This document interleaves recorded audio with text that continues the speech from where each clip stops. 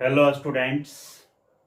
Dear students, आज हम लोग जिस टॉपिक को देखने जा रहे हैं उसका नाम है the position of any point with respect to any conic section. ठीक है, किसी भी कोनिक सेक्शन के रिस्पेक्ट में किसी पॉइंट का पोजीशन क्या होगा हमको ये जानना होगा। ठीक है, या यूं कहें कि किसी भी बिंदु की स्थिति किसी कोनिक सेक्शन के सापेक्ष क्या होगा यह हमको जानना है।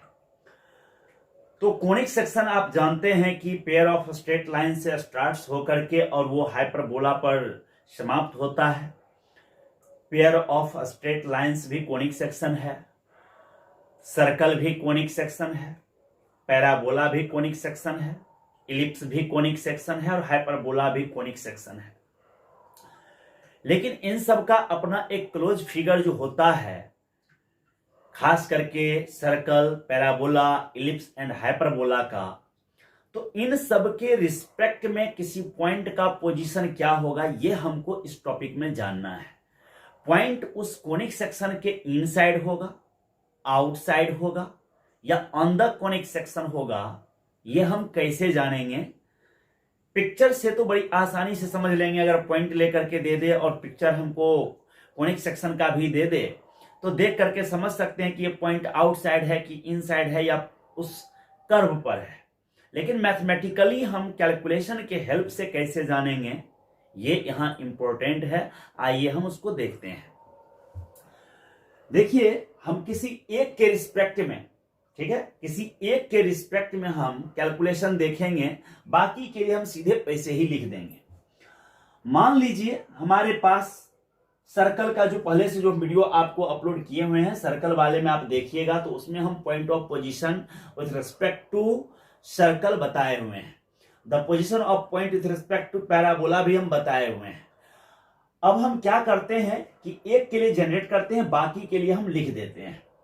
मान लीजिए हमको जानना है, लेट ए पॉइंट x1 y1, है ना, late A point x1 y1 situated in the plane of y square equal to 4ax। मान लिए कि इसके प्लेन में सिचुएटेड है, स्थित है वो। तो अब यहां पर हम देखेंगे आगे, अगर यह है तो इसका पोजीशन ये जो पॉइंट है x1 y1, इसका पोजीशन इस पैराबोला के रिस्पेक्ट में क्या होगा ये हमको जानना है। तो आइए पिक्चर देखते हैं। सबसे पहले ये है ऐसे y एक्सिस, ये आपका x एक्सिस है, ये आपको x एक्सिस है, ये आपका y एक्सिस है, और ऐसे आप वर्टेक्स इसका 0 0 लेकर के इस तरह से parabola y square equal to 4ax आप खींच लेते हैं। y square equal to 4ax। अब एक पॉइंट को हम क्या करते हैं कि यहां ले लेते हैं x1 y1, यहां पर ले लीजिए x1 y1, ठीक है। और इसी के जस्ट ऐसे अगर हम एक परपेंडिकुलर ड्रॉ करें, यहां एक परपेंडिकुलर ड्रॉ कर दिए, और आप गौर से देखिए यहां पर अगर पॉइंट ले लें तो जो कोऑर्डिनेट x का यहां पर है वही x कोऑर्डिनेट यहां भी होगा। y में चेंजिंग आएगा लेकिन x में चेंजिंग नहीं आएगा। क्यों नहीं चेंजिंग आएगा?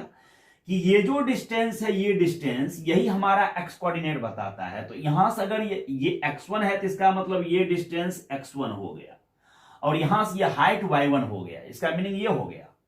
मान लीजिए कि इस पर एक पॉइंट हम ले लिए जिसका कोऑर्डिनेट x1 लेंगे, अब बीटा लेंगे, x1 लेंगे और क्या लेंगे, बीटा। क्यों बीटा लिए? या y2 भी मन करे तो ले लीजिए, जो दिल करे सो ले लीजिए, इससे कोई फर्क नहीं पड़ता है, ठीक है। तो x1 कोमा बीटा ले लिए, x1 तो दोनों में लिए लेकिन बीटा है यहां और यहां y1 है। ऐसा क्यों? ऐसा इसलिए कि ये सेकेंड कोऑर्डिनेट जो है वह y कोऑर्डिनेट को रिप्रेजेंट करता है। सेकेंड कोऑर्डिनेट जो है वह y कोऑर्डिनेट को रिप्रेजेंट करता है। तो y कोऑर्डिनेट मींस हाइट होता है, हाइट, ठीक है। तो ये हाइट यहां बीटा है और ये हाइट y1 है। अब एक चीज देखिए, since x1 comma beta lies on the parabola, parabola पर लाई करता है। पिक्चर में क्लियर है? जब पैराबोला पर लाई करता है तो पैराबोला के इक्वेशन को क्या करेगा? सेटिस्फाइड करेगा। तो पैराबोला के इक्वेशन को सेटिस्फाइड करेगा। पैराबोला का इक्वेशन दिया है, on the parabola y square equal to 4ax, इस पर लाई करेगा। तो ये जो x1 बीटा इसको सेटिस्फाइड करना चाहिए। ये जो x1 बीटा है यह इस पर मौजूद है, तो इसके इक्वेशन को क्या करना चाहिए? सेटिस्फाइड करना चाहिए। तो इंप्लाइज दैट हम क्या लिखेंगे? Beta square equal to 4ax1, ये इक्वेशन 1 दे दी है ना। आप क्लियर देख रहे हैं कि y कोऑर्डिनेट बीटा है, x कोऑर्डिनेट x1 है। सेटिस्फाइड करने का मतलब हुआ कि उस पॉइंट को अगर हम पुट करेंगे तो LHS बराबर RHS हो जाना चाहिए, LHS is equal to RHS हो जाना चाहिए। अब आप इस पिक्चर में थोड़ा आगे देखिए, नाउ थोड़ा ठीक से देखिए कि y1 जो है, y1 मतलब ये जो हाइट है यहां से यहां तक, ये बीटा से ज्यादा होगा कि नहीं होगा? y1 जो है वह बीटा से ज्यादा होगा कि नहीं होगा, ये आप लोग देखिए। ठीक है, y1 बीटा से ज्यादा। अब अगर इसको हम स्क्वायरिंग कर दें, y1 square is greater than beta square, ऐसा लिख दे, कोई आपत्ति है? नहीं ना, सही बात है। अब आप इसको थोड़ा आगे बढ़िए, ये y1 स्क्वायर ठीक है, ग्रेटर देन भी ठीक है, बीटा स्क्वायर के बराबर कितना है? 4ax1।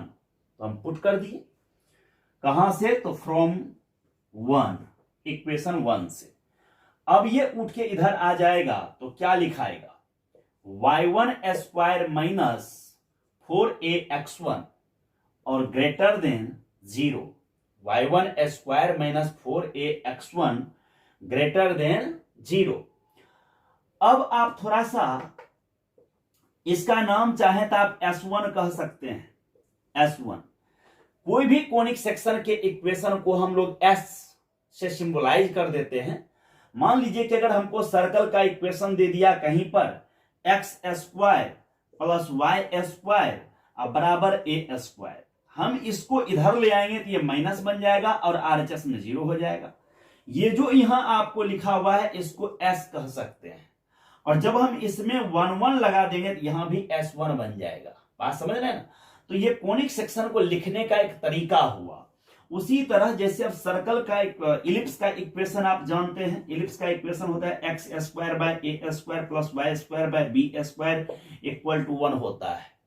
अगर हम इस 1 को इधर ले आए, जो RHS में 1 है उसको अगर हम LHS में ले आए इस साइड लेफ्ट साइड, तो ये तो माइनस हो जाएगा, अब बराबर 0 हो गया। अब इसका नाम S दे सकते हैं। S का मतलब यहां क्या हो गया? x square by a square plus y square by b square बराबर 1 चाहे -1, पूरे S बराबर ये मीनिंग हो गया, x square by a square plus y square by b square -1। लेकिन अगर इसी में x के जगह हम x1 का स्क्वायर बाय a स्क्वायर कर दें, y1 का स्क्वायर बाय b स्क्वायर -1 कर दें, तो इसका नाम हम S1 बराबर 0 कह सकते हैं। तो S1 का मीनिंग आप समझ रहे होंगे। ये पैराबोला के लिए भी चलता है, सर्कल के लिए भी चलता है, इलिप्स के लिए भी, हाइपरबोला के लिए, सब में हम चाहें तो कोनिक सेक्शन के इक्वेशन को S से हम सिंबलाइज कर सकते हैं। ठीक है, उसको संकेत दे सकते हैं। तो अब आप गौर करिए थोड़ा सा, यहाँ पे जो हम बात करने जा रहे हैं वो ये है कि हमारा कोनिक सेक्शन था क्या? y square equal to 4ax था, यही हमारा कोनिक सेक्शन था। और पॉइंट क्या था? पॉइंट हमारा x1 कोमा y1 था। देखिए पॉइंट क्या था? x1 comma y1। तो अब जहां y कोऑर्डिनेट था, जहां पर y मौजूद था वहां y कोऑर्डिनेट आ गया, यहां देखिए। और जहां x कोऑर्डिनेट था वहां x, जहां पर x लिखा हुआ था वहां x कोऑर्डिनेट आ गया। इट मींस उस इक्वेशन में जो भी हमको कोनिक सेक्शन दिया रहेगा, उस कोनिक सेक्शन में अगर हम x के जगह पर x कोऑर्डिनेट पुट कर देंगे पॉइंट का, और y की जगह y कोऑर्डिनेट पुट कर देंगे, तो जो हमको एक्सप्रेशन आएगा उसका साइन देखना है। अच्छा, इस पिक्चर में बताइए कि x1 y1 कहां है? पैराबोला के अंदर में बनाए हैं कि पैराबोला पर x1 y1 है कि पैराबोला के बाहर है? तो आप देख रहे होंगे क्लियर कि पैराबोला के बाहर है। पॉइंट जो हम लिए हैं x1 y1, आप लोग पिक्चर में वहां ठीक से देखिए, x1 y1 जो है वह पैराबोला से बाहर है। आप देखिए वहां पर, तो x1 y1 पैराबोला से बाहर है, तो यहां सॉल्व होके आया y1 square minus 4ax1 greater than 0। यही अगर अंदर होता तो सॉल्व होके लेस देन 0 आता, और अगर वो कर्व पे होता तो इक्वल टू 0 आता। तो यहां से हमको यही सीखने को मिला कि किसी भी कोनिक सेक्शन के रिस्पेक्ट में अगर किसी पॉइंट का हमको पोजीशन जानना है तो सबसे पहले उस इक्वेशन को अरेंज इस तरह से करेंगे कि उसके LHS में एक्सप्रेशन हो और RHS में 0 होना चाहिए। LHS में एक्सप्रेशन होना चाहिए और RHS में क्या होना चाहिए? 0 होना चाहिए। बात समझ रहे हैं ना? और उसके बाद उस पॉइंट को उसमें पुट कर देंगे, जो पॉइंट का हमको पोजीशन जानना है, जिस पॉइंट का पोजीशन जानना है उस पॉइंट को हम उस पर पुट कर देंगे, उस इक्वेशन में पुट कर देंगे।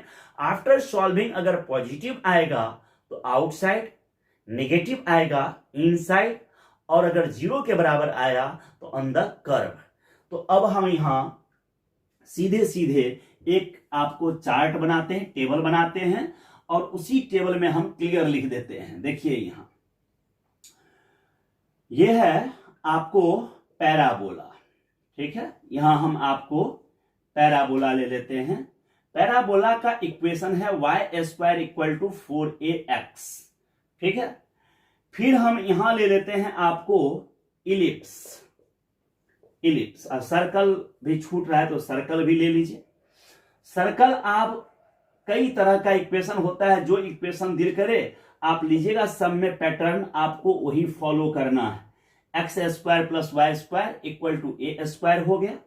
उसके बाद आपको हम इलिप्स ले लेते हैं। इलिप्स यह है आपको X square upon A square Y square upon B square is equal to 1, और उसके बाद आपको हम हाइपरबोला ले लेते हैं। Hyperbola X square by A square minus Y square by B square is equal to 1, ठीक है। आप ये देख रहे हैं। अब हमको इधर देते हैं, यहां लिखते हैं the position of point. Position of point x1 comma y1, इसका हमको पोजीशन जानना है। देखिए सबसे पहले लिखते हैं इनसाइड। इनसाइड के लिए क्या होगा? इनसाइड, अब ये इनसाइड है तो अंदर। सबसे पहले आपको क्या करना है कि जितना एक्सप्रेशन है उसमें y के जगह पे y कोऑर्डिनेट और x के जगह पर x कोऑर्डिनेट पुट कर देना है। तो y की जगह y कोऑर्डिनेट तो y1 का स्क्वायर, और आपको हम कहे हैं कि RHS में 0 होना चाहिए, तो इसको उठा के इधर ले आइए, माइनस 4ax1 हो गया, है ना। अब इन साइड है तो ये लेस देन 0 लगेगा, लेस देन 0 है, तो इसका मतलब ये हुआ कि अगर नेगेटिव आएगा तो इन साइड समझना है, और इन साइड पहले ही कह दिया तो हम लेस देन 0 लेके चलेंगे। दोनों का वाइस वर्सा है, उल्टा है, ठीक है, ये ध्यान रखना है। अगर हम सर्कल में देखें तो यहां होगा x1 square plus y1 square minus A square less than 0। आप गौर कीजिए कि जो ए स्क्वायर है वो LHS में आ गया, LHS में आ गया, माइनस ए स्क्वायर हो गया। जहां x था वहां x1 पुट हो गया, जहां y है वहां y1 पुट हो गया। आफ्टर सॉल्विंग लेस देन 0 तो क्या कहने का अधिकार मिल जाएगा? इनसाइड। या क्वेश्चन में पहले ही कहा कि this point lies inside the circle, तो उस स्थिति में आप उस पॉइंट को जब पुट कीजिएगा तो सॉल्व होकर के लेस देन 0 होना चाहिए, ठीक है ना। अब यहां इलिप्स है तो इसमें भी x1 का square A square plus y1 square divided B square minus 1, अब लेस देन 0। और फिर उसी तरह से हाइपरबोला में भी x1 square A divided A square minus y1 a² by b² minus 1 less than 0। देखिए इन साइड के लिए सब में सेम पैटर्न फॉलो हो रहा है कि नेगेटिव आ जाएगा तो इन साइड। अब हमारा है आउटसाइड, अगर आउटसाइड है तो सब यही पैटर्न होगा, बस अब वहां पॉजिटिव आएगा सॉल्व होके ग्रेटर देन 0। ठीक है, इसमें भी क्या होगा, x1 a² plus y1 a² minus a² greater than 0। Circle का इक्वेशन यदि जनरल फॉर्म में हो x² plus y² plus 2gx plus 2fy plus c बराबर 0, तो उसमें भी डायरेक्ट आपको पुट कर देना है x की जगह पर x1 और y की जगह पे y1। मान लीजिए पॉइंट 3 4 का पोजीशन जानना है, 3 4 का पोजीशन जानना है, तो x की जगह 3 पुट कर देंगे और y की जगह 4 पुट कर देंगे। सॉल्व होने के बाद यदि वो आपको लेस देन 0 आया तो इन साइड ग्रेटर देन 0 आया, 0 से ज्यादा आया, पॉजिटिव आया, धनात्मक आया तो आउटसाइड, और 0 के बराबर हो जाएगा तो ऑन द कर्व। तो देखिए इसमें भी अब आएगा ग्रेटर देन 0, यहां भी आपको क्या करना है, -1 ग्रेटर देन 0 और x1 by a² minus y1 a² by b² minus 1 greater than 0, ये हो गया। फिर उसी तरह ऑन द कर्व कह दे, ऑन द कर्व, तो ये इस सिचुएशन में आपको 0 के बराबर होना चाहिए, पूरी तरह से 0 के बराबर होना चाहिए, ठीक ना, इक्वल टू 0। x1 का whole square divided a² plus y1 a² divided b² minus 1 is equal to 0। x1 a² divided a² plus y1 a² by b² minus 1 should be equal to 0। ये हो गया। तो ये आप देख रहे हैं अलग अलग कर्व के रिस्पेक्ट में आपको हम पॉइंट का पोजीशन बताए। यहां 4 तरह के कर्व को हम लिए, पैराबोला, सर्कल, इलिप्स, हाइपरबोला। सो जब कभी भी कोई पॉइंट दे दे और आपको पूछ दे कि ये पॉइंट उस कर्व के इनसाइड है, आउटसाइड है या ऑन द कर्व है, जैसे एक एग्जांपल के तौर पे आइए मान लीजिए कि हम कोई कर्व ले लेते हैं, यहां पे एक कर्व ले लिए y² इक्वल टू 36x, मान लीजिए हमने ऐसा ले लिया। अब हमको जानना है the position of point, the position of, है ना, द पोजीशन ऑफ पॉइंट 3 4, और अब हमको जानना है कि ये कहां है, इस पैराबोला के अंदर में है या बाहर है या उस पर है। तो सबसे पहले y की जगह कितना है बताइए, 4, तो 4 का स्क्वायर 16, और ये LHS में जो है वो माइनस इधर आएगा, 36 गुने 3 108 हो गया ना। अब अगर इसको आप घटाते हैं तो देखिए कितना हो जाएगा, -92, -92 हो गया। अब ये निगेटिव आया, जब निगेटिव आया तो अब आप क्या कहोगे, इनसाइड, क्या कहोगे, इनसाइड। अगर इसी में कहता द पोजीशन ऑफ पॉइंट, अगला द पोजीशन ऑफ पॉइंट, मान लीजिए क्वेश्चन दे दिया, sorry the position of point दे दिया 1 और 6, तो y की जगह कितना पुट करेंगे, 6, और x की जगह 1, तो y का स्क्वायर 6 का स्क्वायर 36 माइनस 36 इंटू 1 है ना, x जगह 1, सॉल्व होके ये 0 आया, क्या जवाब कहेंगे, on the curve, on the curve कहेंगे।